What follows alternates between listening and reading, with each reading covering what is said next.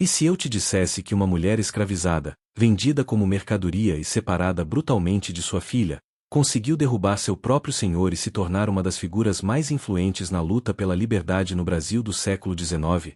Esta é a história real e emocionante de Madalena, uma história de dor, inteligência, vingança e um reencontro que ninguém esperava. Antes de começarmos essa jornada incrível, me conta aqui nos comentários, de que cidade você está assistindo esse vídeo. E se você gosta de histórias reais que emocionam e inspiram, se inscreva no canal e ative o sininho para não perder nenhuma narrativa como essa. Vamos lá! A fazenda Santa Rita estendia-se pelos vales do interior como uma ferida aberta na terra. Era 1850, e o Brasil ainda vivia sob o peso da escravidão, uma instituição cruel que transformava seres humanos em mercadoria. Joaquim Teixeira, o fazendeiro, caminhava nervoso pela varanda de sua casa grande. Suas dívidas de jogo haviam crescido como erva daninha, e os credores batiam a porta com ameaças cada vez mais graves. Seus olhos percorriam a senzala ao longe, calculando, pesando valores como quem avalia gado no curral. Madalena era diferente das outras pessoas escravizadas na fazenda. Aos 30 anos, possuía uma beleza serena que resistia aos anos de trabalho árduo. Seus olhos negros guardavam uma inteligência aguçada, e suas mãos, embora calejadas, moviam-se com uma graça natural. Ela havia chegado à fazenda ainda menina, trazida de uma propriedade no norte após a morte de seu antigo senhor. Joaquim a havia tomado como companheira forçada, um eufemismo cruel para a violência que ele exercia sobre ela.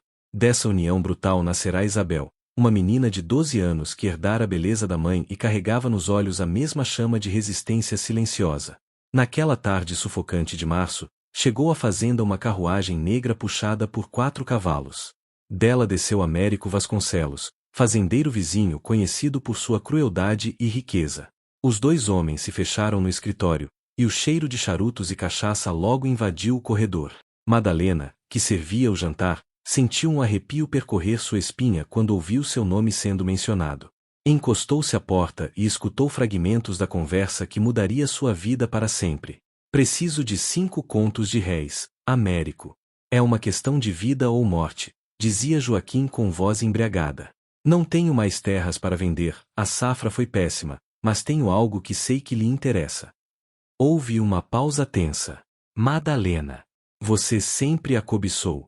É saudável, trabalhadora, sabe ler e escrever, o que a torna valiosa. E há a menina também, mas essa eu fico. Preciso de herdeiros. O riso grosseiro de Américo ecoou pela casa. 3 contos pela mulher. É minha oferta final. Joaquim hesitou apenas um momento antes de aceitar. O acordo estava selado com um aperto de mãos e um gole de cachaça. Madalena sentiu o mundo desabar. Sabia que era considerada propriedade, mas a separação de Isabel era uma tortura que nem seus piores pesadelos haviam previsto. Correu até a senzala, onde a menina dormia em um jergão de palha. Abraçou-a com força, sentindo as lágrimas queimarem seu rosto. Mamãe, o que foi? Perguntou Isabel, assustada. Madalena não conseguiu responder. Como explicar a uma criança que seria arrancada de seus braços, vendida como um objeto, separada da única razão que a mantinha viva? Naquela noite, mãe e filha dormiram abraçadas, sabendo que seria a última vez. Quando o sol nasceu, Américo já esperava na varanda. Tinha pressa de levar sua nova aquisição. Madalena foi chamada, e Joaquim nem sequer olhou em seus olhos quando anunciou a venda. Isabel gritou, agarrou-se às saias da mãe, mas foi brutalmente arrancada por um capataz. Seja forte, minha filha. Nunca esqueça quem você é, gritou Madalena enquanto era empurrada para a carruagem. Suas últimas palavras ecoaram no ar, eu voltarei por você. Juro pela minha vida. A carruagem partiu levantando poeira, e Isabel ficou ali, de joelhos no chão, vendo sua mãe desaparecer na estrada. Aquele momento ficaria gravado em seu coração como uma cicatriz que nunca sararia completamente. A fazenda São Jerônimo, propriedade de Américo Vasconcelos, era conhecida em toda a região como um lugar de sofrimento extremo. Seus cafezais se estendiam por léguas, cultivados pelo sangue e suor de mais de 200 pessoas escravizadas. Américo governava com punho de ferro, e sua crueldade era lendária. O tronco ficava sempre à vista, no centro do terreiro, como um lembrete constante do que acontecia com quem ousasse desobedecer. Madalena desceu da carruagem e foi imediatamente levada ao feitor, um homem corpulento chamado Severino, que a examinou como quem avalia uma égua.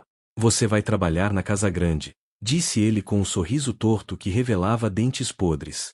O patrão tem planos especiais para você. Madalena sentiu náusea, mas manteve o rosto impassível. Já conhecia homens como Américo, havia sobrevivido a Joaquim e sobreviveria a esse também. Foi levada aos aposentos dos criados, um quartinho minúsculo nos fundos da casa, onde conheceu Benedita, uma mulher de meia idade que trabalhava como cozinheira. Os olhos de Benedita expressaram compaixão quando viu o rosto de Madalena.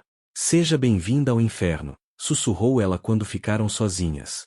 Os primeiros dias foram uma provação. Américo a observava constantemente com olhos famintos, mas para surpresa de Madalena, não a tocou imediatamente. Havia algo diferente nesse homem, uma paciência predatória que a deixava ainda mais inquieta. Ela cumpria suas tarefas com perfeição, servindo refeições, limpando os aposentos, sempre atenta, sempre calculando. À noite, chorava silenciosamente pensando em Isabel. A menina estaria bem? Joaquim a maltrataria por vingança? Essas perguntas a corroíam por dentro, mas ela se agarrava à promessa que fizera, voltaria para buscar sua filha. Foi Benedita quem começou a contar as histórias sobre a falecida esposa de Américo, Dona Eulália. A mulher havia morrido em circunstâncias misteriosas 3 anos antes, e rumores sussurravam que o próprio marido a envenenara. Eulália deixará uma fortuna considerável, mas sem herdeiros, tudo ficará com Américo. Ele procura uma substituta, explicou Benedita uma noite, suas palavras carregadas de significado. Mas não uma esposa de verdade. Ele quer alguém que possa controlar completamente, que não tenha direitos, que seja invisível aos olhos da lei. Madalena compreendeu então, ela fora comprada não apenas como escrava, mas como uma espécie de concubina permanente, uma mulher que ele poderia manter à sua vontade sem as complicações de um casamento legal. Um mês após sua chegada, Américo finalmente a convocou ao seu escritório. A sala cheirava a couro e tabaco, e as paredes eram cobertas por prateleiras repletas de livros. Madalena notou com surpresa que muitos eram de filosofia, direito e até literatura francesa. Américo percebeu seu olhar. Você sabe ler, não é? Perguntou, servindo-se de vinho. Joaquim me disse. Uma negra letrada, que raridade. Havia desprezo em sua voz, mas também uma curiosidade mórbida. Madalena assentiu, mantendo os olhos baixos. Ótimo! Você vai me ler à noite. Tenho problemas de vista e preciso de alguém com uma voz agradável. Foi assim que começou uma rotina estranha. Todas as noites, Madalena era chamada para ler para o fazendeiro. Obras de Voltaire, Rousseau, Montesquieu, ironicamente, filósofos que defendiam a liberdade enquanto ela permanecia escravizada. Durante essas sessões noturnas, Madalena começou a entender melhor seu captor. Américo era um homem educado, formado em direito em Coimbra, mas corrompido pela ganância e pelo poder. Falava com desprezo sobre a abolição que alguns políticos começavam a defender, considerava a escravidão uma necessidade econômica, mas havia nele uma contradição. Apreciava a inteligência de Madalena, suas opiniões sobre os livros que lia, ainda que nunca admitisse isso abertamente. Ela percebeu que tinha uma arma poderosa em suas mãos, a mente. Se não podia vencê-lo pela força, talvez pudesse fazê-lo pelo intelecto. Plantou essa semente em seu coração e começou a esperar o momento certo para agir. Enquanto a fazenda dormia sob o céu estrelado, outro mundo pulsava nas senzalas. Era ali que as verdadeiras notícias circulavam, que planos eram tramados em sussurros, que a resistência se organizava longe dos olhos dos senhores. Madalena foi lentamente sendo integrada a essa rede secreta através de Benedita e de um homem chamado Tomás, um africano alto e forte que trabalhava como carpinteiro na fazenda. Tomás tinha cerca de 40 anos e olhos que haviam visto horrores inimagináveis, mas que ainda guardavam uma fagulha de esperança. Há uma rota, disse-lhe Tomás numa noite em que se encontraram perto do riacho. Quilombos nas montanhas. Pessoas que conseguiram fugir e construíram comunidades livres. Mas é perigoso, muito perigoso. Madalena ouviu atentamente, mas balançou a cabeça. Não posso fugir. Minha filha está na fazenda Santa Rita. Enquanto ela estiver lá, estarei acorrentada. Tomás compreendeu. Tinha filhos que havia perdido em vendas anteriores, conhecia bem aquela dor. Então precisamos de outro plano, disse ele, pensativo. Foi nesse momento que nasceu uma ideia audaciosa em sua mente. Nas semanas seguintes, Madalena observou tudo na Casagrande com novos olhos. Notou que Américo mantinha todos os seus documentos importantes em um cofre no escritório. Viu que ele bebia demais e frequentemente adormecia em sua poltrona após o jantar. Descobriu que tinha problemas com seus vizinhos, dívidas com comerciantes da cidade, processos judiciais pendentes. O homem que parecia tão poderoso estava, na verdade, sobre um castelo de cartas que poderia desmoronar a qualquer momento. Ela começou a memorizar nomes, datas, valores, cada fragmento de informação que pudesse ser útil no futuro. Benedita revelou-se uma aliada inestimável. A cozinheira tinha olhos e ouvidos por toda a casa e conhecia segredos que poderiam arruinar várias famílias importantes da região. Dona Eulália era minha amiga, confessou ela uma noite, com lágrimas nos olhos. Ela me tratava como gente, com respeito. Quando morreu, jurei que um dia Américo pagaria pelo que fez. Madalena percebeu que não estava sozinha em sua sede de justiça. Havia outras pessoas, escravizadas e livres, que tinham contas a acertar com o fazendeiro. A questão era como unir todas essas forças em um golpe coordenado. A oportunidade surgiu de forma inesperada. Um advogado jovem chamado Dr. Álvaro Mendes começou a frequentar a fazenda. Ele vinha de São Paulo e representava um grupo de credores que exigiam o pagamento de dívidas antigas de Américo. Madalena o serviu várias vezes durante suas visitas e notou que o homem tinha ideias progressistas. Ouviu-o discutir com Américo sobre a inevitabilidade da abolição, sobre a imoralidade da escravidão.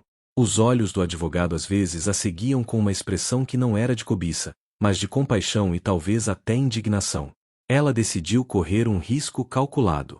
Uma tarde, quando o Dr. Mendes estava prestes a partir, Madalena deixou cair propositalmente uma bandeja perto de sua carruagem. Ao se abaixar para recolher os cacos, sussurrou rapidamente: "Preciso falar com o senhor sobre assuntos importantes. Tenho informações sobre fraudes e crimes." O advogado mal reagiu, mas suas sobrancelhas se ergueram levemente.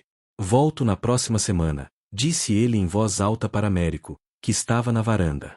Mas seus olhos encontraram os de Madalena por um breve segundo, e ela soube que havia sido compreendida. A engrenagem começava a se mover.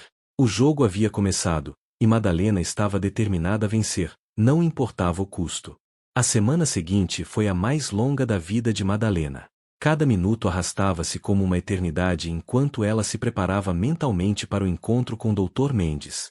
Sabia que estava correndo um risco enorme. Se Américo descobrisse, a punição seria terrível, possivelmente fatal.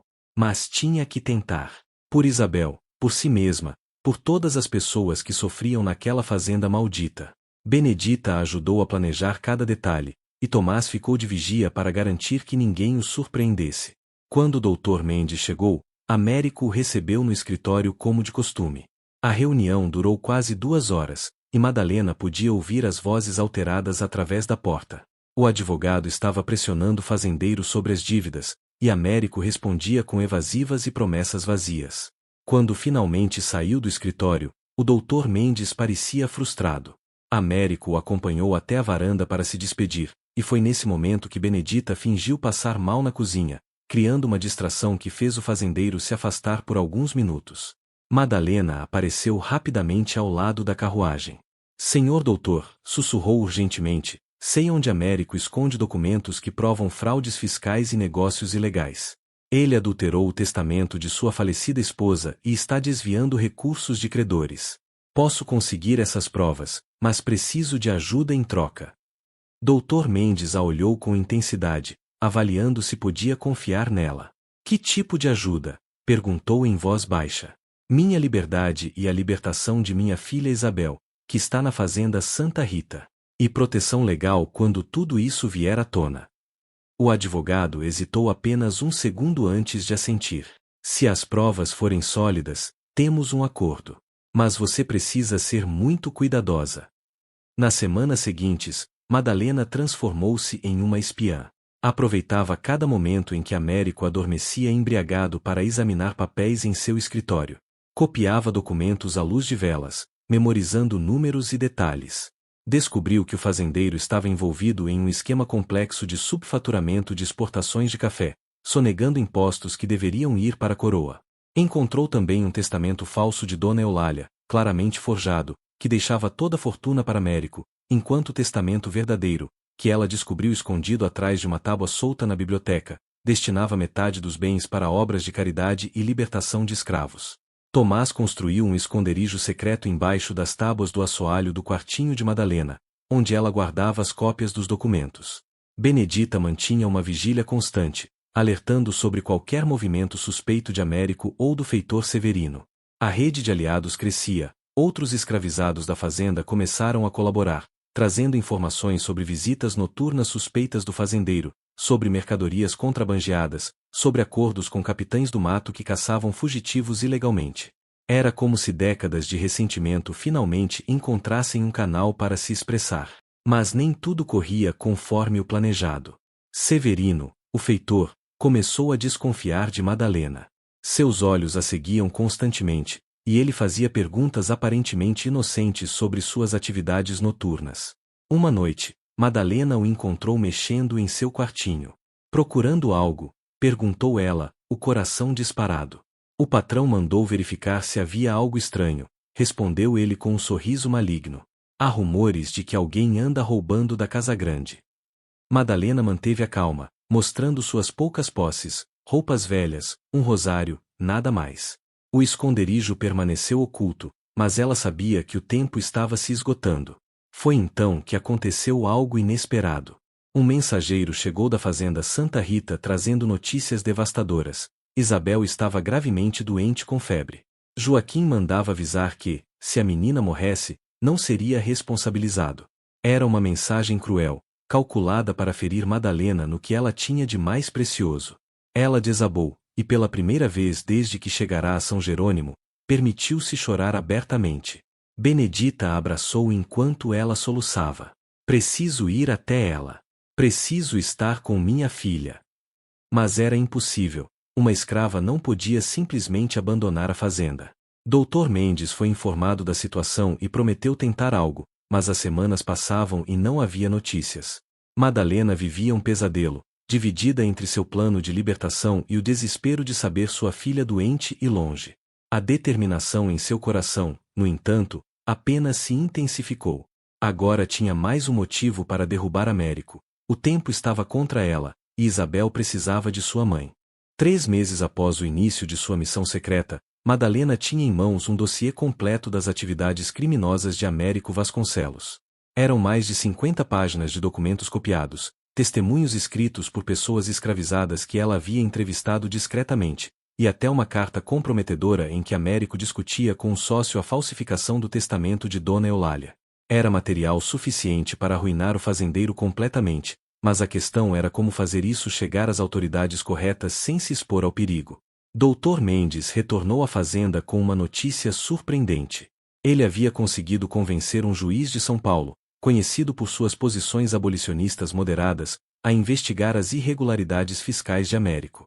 Mas precisamos das provas originais, explicou ele durante um encontro furtivo no celeiro. Cópias não serão suficientes em tribunal. Você consegue acesso ao cofre? Madalena engoliu seco.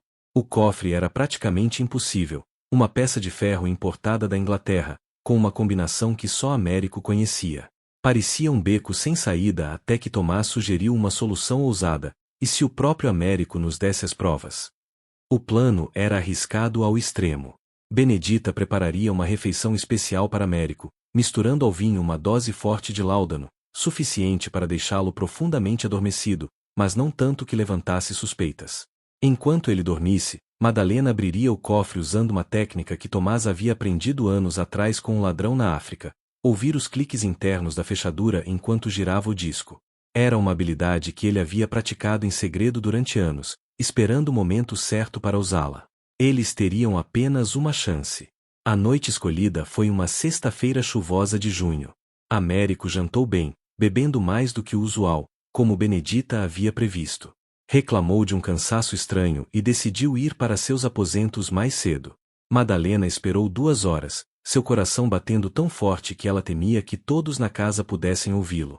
Às 2 da madrugada, com Tomás fazendo guarda na porta e Benedita vigiando os corredores, ela entrou no escritório com uma vela tremendo em suas mãos.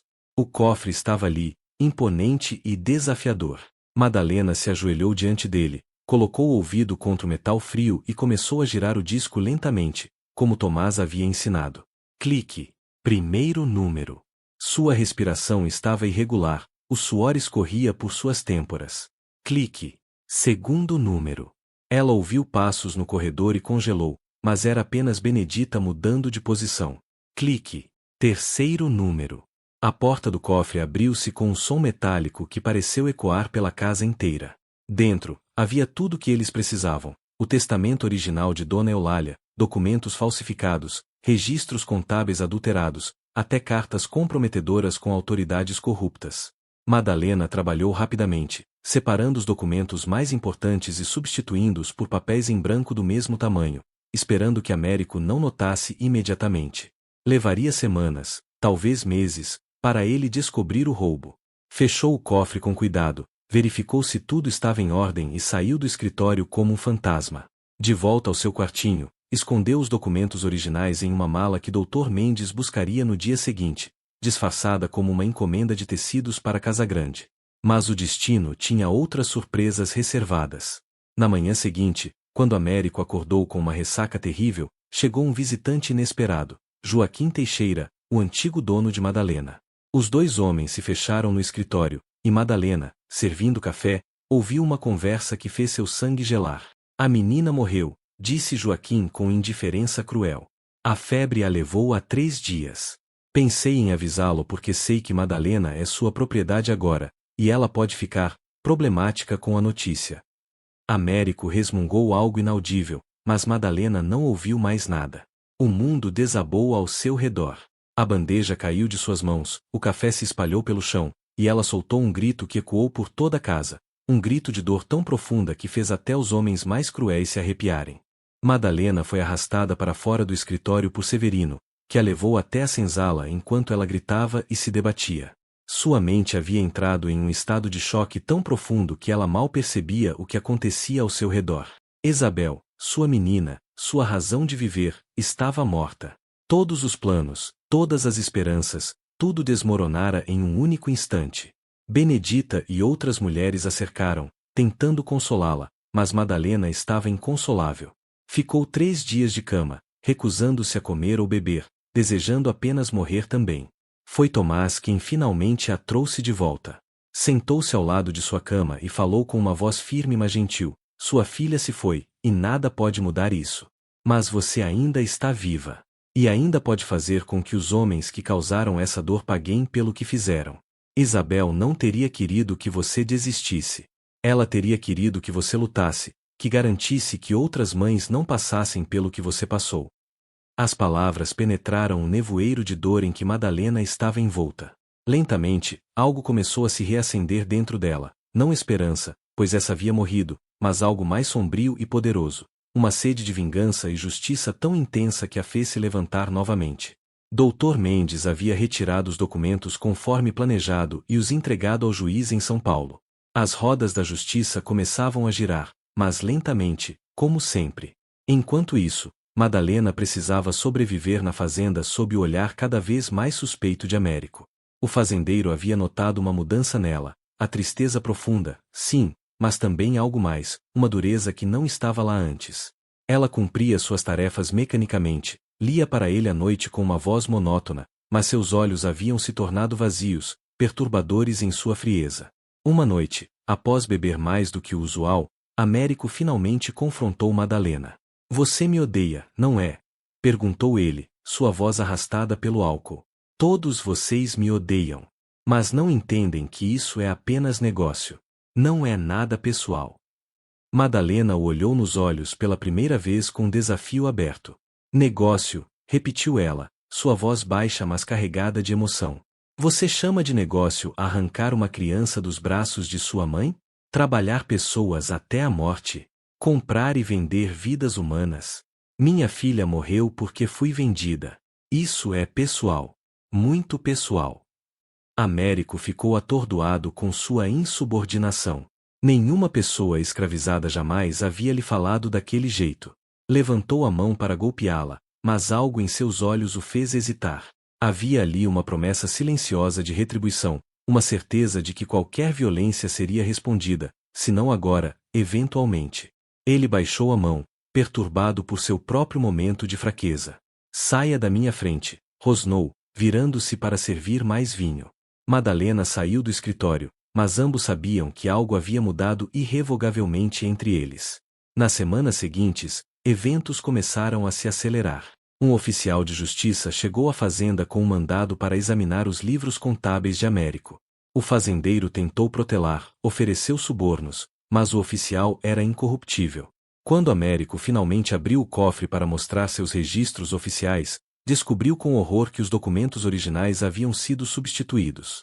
Sua face empalideceu, e seus olhos imediatamente se voltaram para Madalena, que estava no canto da sala. Foi você, sussurrou ele, sua voz cheia de fúria e descrença. Você roubou meus documentos. Madalena não respondeu, mas um leve sorriso tocou seus lábios. Américo avançou em sua direção, mas o oficial de justiça interveio. Senhor Vasconcelos, qualquer violência contra esta mulher será registrada. Sugiro que mantenha a compostura. O fazendeiro estava encurralado e sabia disso. Os documentos que Madalena havia entregue a Dr. Mendes estavam agora nas mãos das autoridades, e uma investigação completa sobre suas atividades estava em andamento. Sua reputação começava a desmoronar, e credores que antes aceitavam desculpas agora exigiam pagamento imediato. O império que ele construíra sobre a miséria alheia estava começando a ruir, pedra por pedra, e a arquiteta dessa destruição era uma mulher que ele havia considerado apenas mais uma propriedade. A vingança de Madalena estava apenas começando. 3 meses após a chegada do oficial de justiça, Américo Vasconcelos foi formalmente acusado de fraude fiscal, falsificação de documentos e apropriação indébita de herança.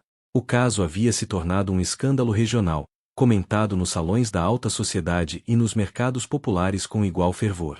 Um fazendeiro rico e respeitado sendo levado à justiça por crimes que ele havia cometido contra o Estado e contra a memória de sua falecida esposa, era uma história que capturava a imaginação pública, especialmente porque rumores começavam a circular sobre o papel de uma mulher escravizada em sua exposição.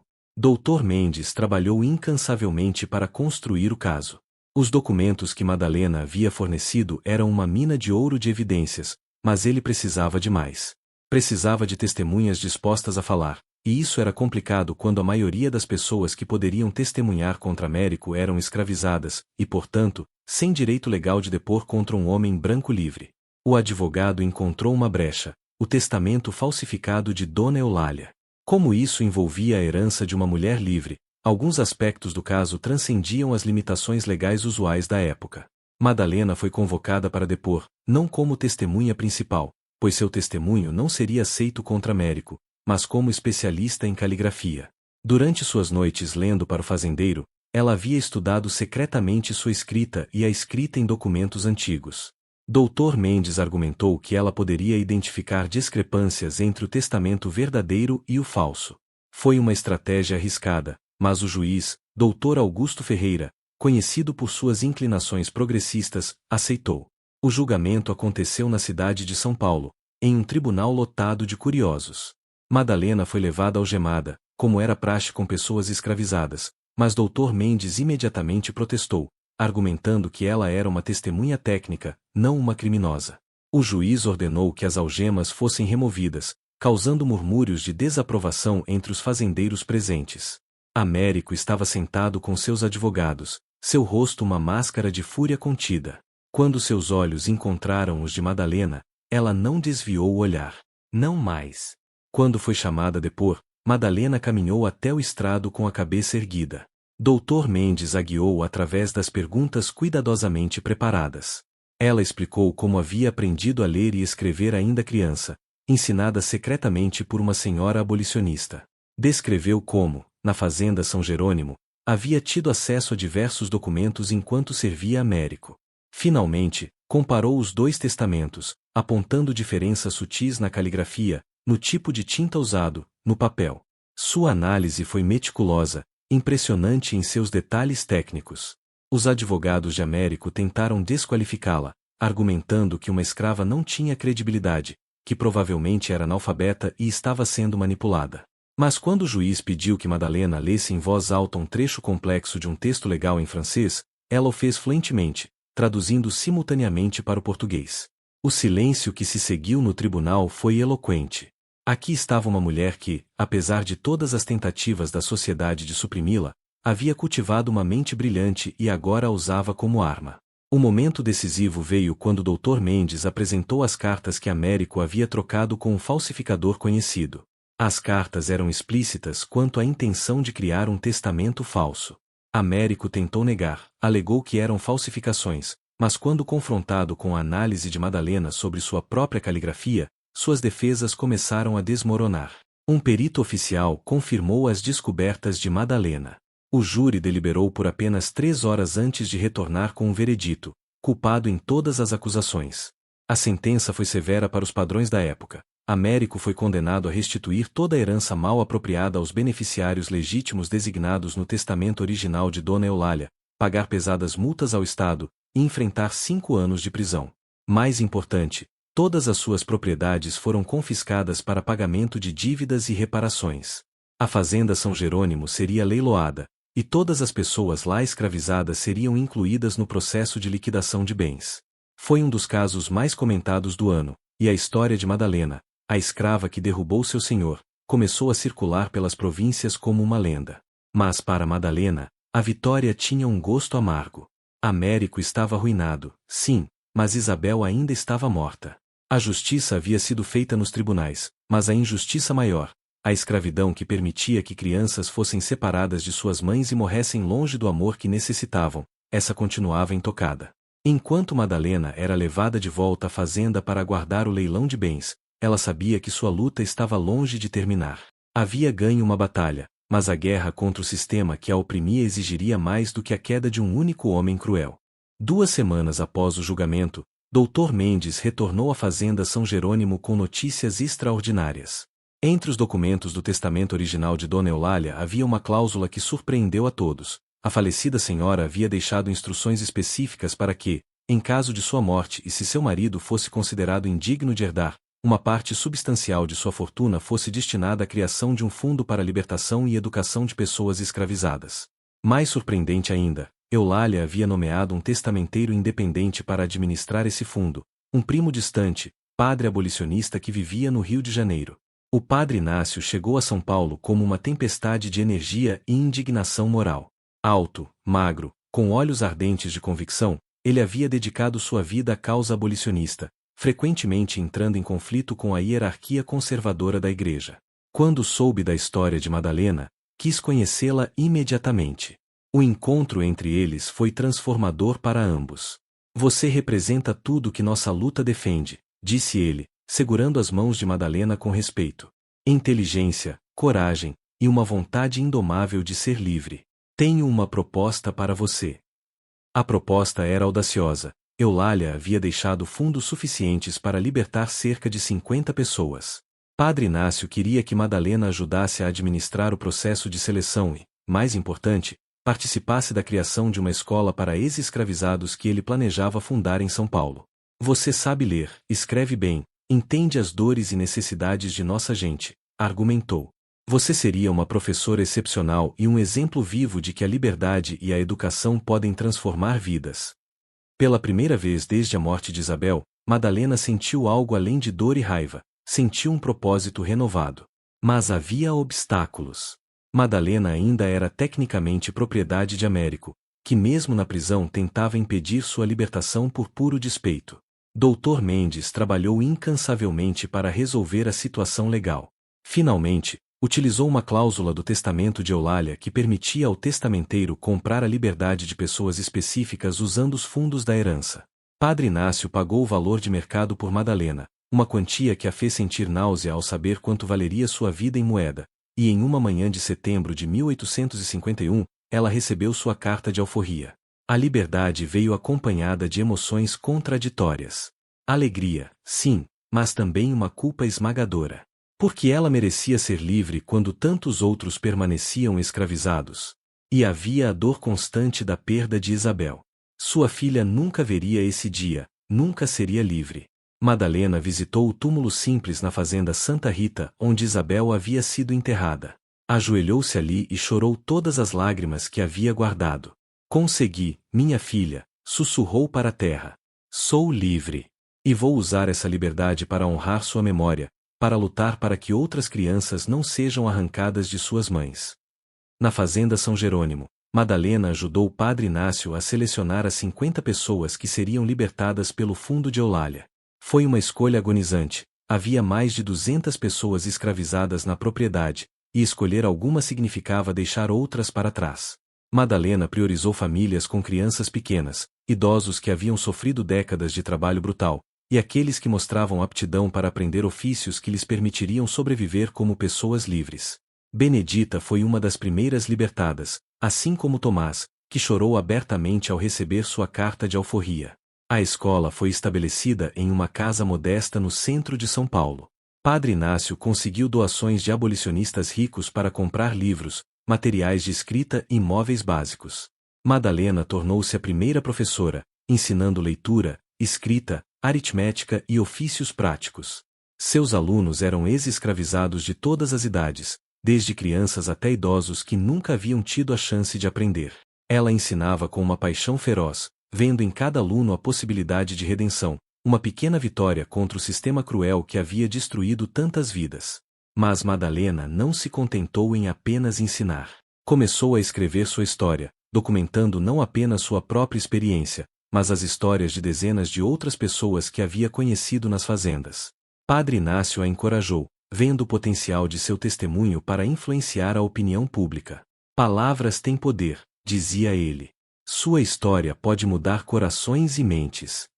Madalena escrevia à noite, à luz de velas, revivendo dores para que outros pudessem entender a realidade brutal da escravidão. Era um trabalho doloroso, mas necessário, um testemunho para a posteridade, uma promessa de que aqueles que sofreram não seriam esquecidos. 5 anos após sua libertação, em 1856, Madalena havia se tornado uma figura conhecida nos círculos abolicionistas de São Paulo. Suas memórias, publicadas como testemunho de uma alma livre, causaram sensação. O livro circulava de mão em mão, lido em voz alta em reuniões secretas, citado em discursos inflamados contra a escravidão. Políticos conservadores tentaram bani-lo, mas cópias continuavam surgindo, muitas delas copiadas à mão por pessoas que não podiam comprar o livro impresso. A história de Madalena, sua inteligência, sua coragem, sua vitória contra Américo, tornou-se um símbolo poderoso. A escola crescerá significativamente. O que começara com uma única sala agora ocupava 3 prédios, com mais de 200 alunos e 10 professores, todos ex-escravizados ou abolicionistas dedicados. Madalena havia desenvolvido um método de ensino único, combinando educação formal com treinamento prático em ofícios. Seus alunos não apenas aprendiam a ler e escrever, mas também carpintaria, costura, contabilidade básica, habilidades que lhes permitiam sustentar-se com dignidade.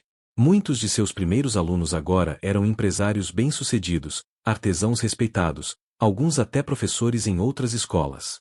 Benedita havia se tornado a administradora da escola, gerenciando as finanças e a logística com a mesma eficiência que demonstrara como cozinheira. Tomás estabelecera uma oficina de carpintaria que empregava ex-escravizados e produzia móveis de alta qualidade, reinvestindo os lucros na comunidade. Juntos, eles formavam o núcleo de um movimento crescente, não apenas de abolição, mas de construção de uma nova sociedade onde pessoas negras pudessem prosperar com dignidade e direitos. Em 1860, Madalena recebeu uma carta que mudaria novamente o rumo de sua vida. Era de uma mulher chamada Mariana, que trabalhará como costureira na fazenda Santa Rita. A carta trazia notícias impossíveis, inacreditáveis. Isabel estava viva. A menina que todos acreditavam ter morrido de febre havia, na verdade, sido vendida secretamente por Joaquim a um comerciante no Rio de Janeiro, que por sua vez a vendera a uma família rica como Mucama. Joaquim havia mentido sobre sua morte por pura crueldade, querendo punir Madalena. Mariana, que havia sido libertada recentemente e se mudará para o Rio, reconhecera Isabel trabalhando na casa de seus patrões. Madalena leu a carta 3 vezes, incapaz de acreditar. Isabel viva. Sua filha, que ela havia chorado como morta, estava viva. O mundo girou ao seu redor, e ela teve que se sentar para não desmaiar. Benedita e Tomás ficaram ao seu lado enquanto ela processava a notícia. Lágrimas corriam por seu rosto, lágrimas de alegria, alívio, mas também raiva renovada contra Joaquim e contra o sistema que permitia tais crueldades. Vou buscá-la, disse Madalena, sua voz firme apesar das lágrimas. Não importa o que seja preciso, vou trazer minha filha de volta. A jornada ao Rio de Janeiro foi longa e complicada. Madalena viajou com Dr. Mendes e Padre Inácio, levando fundos suficientes para comprar a liberdade de Isabel. Encontraram a família que a mantinha escravizada, comerciantes portugueses que inicialmente se recusaram a vendê-la, alegando que ela era muito valiosa. Foi necessária uma combinação de dinheiro, persuasão legal e pressão de autoridades simpáticas para finalmente conseguirem um acordo. Quando Madalena finalmente viu Isabel, agora com 17 anos, quase não a reconheceu. A menina havia se transformado em uma jovem mulher, mas seus olhos eram os mesmos, aqueles olhos que Madalena vira pela última vez há 7 anos. O reconhecimento foi imediato. Isabel correu para os braços de sua mãe, e ambas desabaram em lágrimas, abraçadas tão forte que pareciam querer fundir-se em uma só pessoa. Eu sabia que você voltaria, soluçava Isabel. Eu sempre soube. Você prometeu. Mãe e filha ficaram abraçadas por longos minutos, alheias ao mundo ao redor, recuperando os anos roubados através do toque, do cheiro, da presença uma da outra. Foi um momento de cura profunda, embora ambas soubessem que as cicatrizes da separação nunca desapareceriam completamente. De volta a São Paulo, Isabel integrou-se rapidamente à escola e à comunidade que Madalena havia construído. A jovem revelou-se uma professora talentosa, com especial habilidade para trabalhar com crianças traumatizadas. Juntas, mãe e filha expandiram a missão da escola, criando não apenas um espaço de educação, mas um verdadeiro refúgio para ex-escravizados que buscavam reconstruir suas vidas. A história de sua separação e reunião tornou-se lendária, inspirando outras famílias a nunca desistirem de procurar entes queridos perdidos no horror da escravidão. Américo Vasconcelos morreu na prisão em 1862, amargo e arruinado, sem nunca admitir seus crimes ou mostrar remorso. Joaquim Teixeira perdeu sua fazenda devido a dívidas e morreu em circunstâncias obscuras 2 anos depois. Mas para Madalena, essas notícias eram apenas notas de rodapé em uma história maior. Sua vida não era mais definida pelos homens que tentaram destruí-la, mas pelo legado que ela estava construindo, uma escola que já havia educado centenas de pessoas, um livro que inspirava milhares, e acima de tudo, uma filha recuperada e uma família reconstruída. Quando a Lei Áurea finalmente foi assinada em 1888, Madalena tinha 68 anos.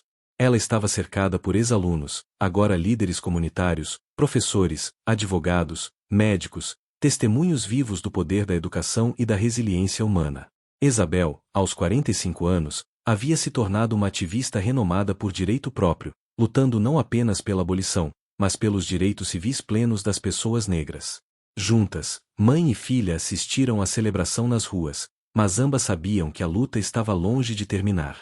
A liberdade legal era apenas o começo. Madalena viveu até os 73 anos, tempo suficiente para ver sua escola se transformar em uma rede de instituições educacionais que se espalhava por várias províncias. Morreu pacificamente em 1893, rodeada por Isabel, netos que nunca conheceriam a escravidão, e dezenas de ex-alunos que a amavam como mãe, mentora e heroína. Seu funeral foi atendido por centenas de pessoas, ex-escravizados, abolicionistas, intelectuais, gente comum que havia sido tocada por sua história. Padre Inácio, agora idoso, conduziu a cerimônia e falou sobre uma mulher que transformará sofrimento em propósito, dor em poder, escravidão em liberdade não apenas para si mesma, mas para incontáveis outros. Sua história não terminou com sua morte. Testemunho de uma alma livre continuou sendo publicado e lido por gerações. A escola que fundou permaneceu ativa até o século XXI, transformando-se em uma instituição histórica e um memorial vivo da luta contra a escravidão. Pesquisadores descobriram seus diários pessoais décadas depois, revelando detalhes ainda mais profundos de sua vida e pensamento. Madalena tornou-se um símbolo da resistência negra no Brasil, estudada em escolas, celebrada em obras de arte, lembrada como uma mulher que se recusou a ser apenas uma vítima e escolheu ser uma guerreira. Isabel viveu até 1925, aos 82 anos, continuando o trabalho de sua mãe. Em seus últimos dias, cercada por bisnetos, ela frequentemente contava a história de Madalena, não como um conto de fadas de redenção fácil, mas como um testemunho honesto de dor, luta, e o poder transformador da determinação humana. Minha mãe me ensinou, dizia ela, que não importa quão escura seja a noite, sempre podemos acender uma luz. E que a maior vingança contra aqueles que tentam nos destruir é construir algo belo das ruínas que deixaram. Esse foi o verdadeiro legado de Madalena, não apenas a liberdade que conquistou, mas a luz que acendeu, uma chama que ainda queima, iluminando o caminho para aqueles que continuam lutando por justiça e dignidade humana.